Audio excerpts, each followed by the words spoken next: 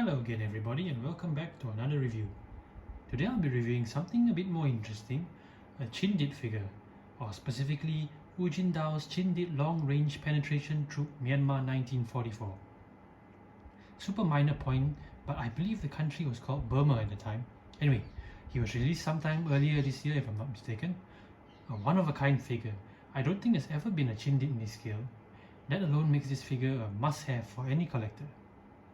British, or rather Commonwealth troops serving in the Pacific Theatre are severely lacking in my opinion. There is however a minor issue with this figure which I'll get into later. The highlight of the figure for me is definitely the slouch head. It's very well made and fits on his head perfectly. Speaking of head, the head sculpt looks like it's based on actor Matt Smith, but correct me if I'm wrong. The Chindits, officially as Long Range Penetration Groups, were special forces units specialized in operations deep behind enemy lines. Their missions usually involve long treks through difficult terrain where they battled both their Japanese enemy and the jungle itself. Now, let's take a look at the weapons he comes with. Sadly, this is where the issue I mentioned earlier arises. He comes with a very well made rifle number 5 Mark 1 or jungle carbine, as it was commonly called.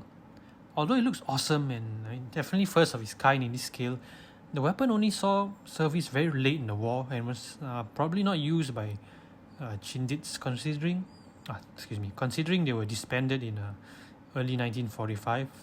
A proper weapon would have been a Lee Enfield rifle perhaps, a minor issue but worth bringing up. He also comes with a bayonet for the carbine and jungle machete.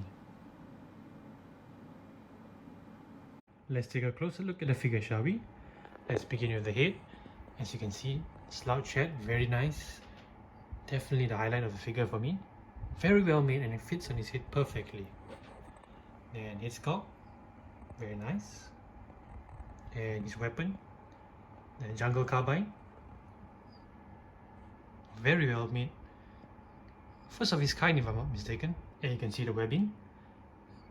The first of his kind in this color for me. And the machete, very nice.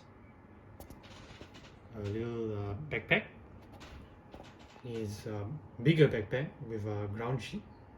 Next we have this very interesting, I forgot what you call it in Japanese, something like a public service pouch. It's where soldiers would put like their official documents and stuff. But I'm sure like any soldier you would use it for like other stuff. And here's his bayonet. And his canteen. Oh, sorry, I forgot to mention he comes with a very nice pullover sweater. Don't know why I would use that in the jungle, but I assume it's the colder parts of Myanmar. And his jungle pants, very nice. And his boots with leggings.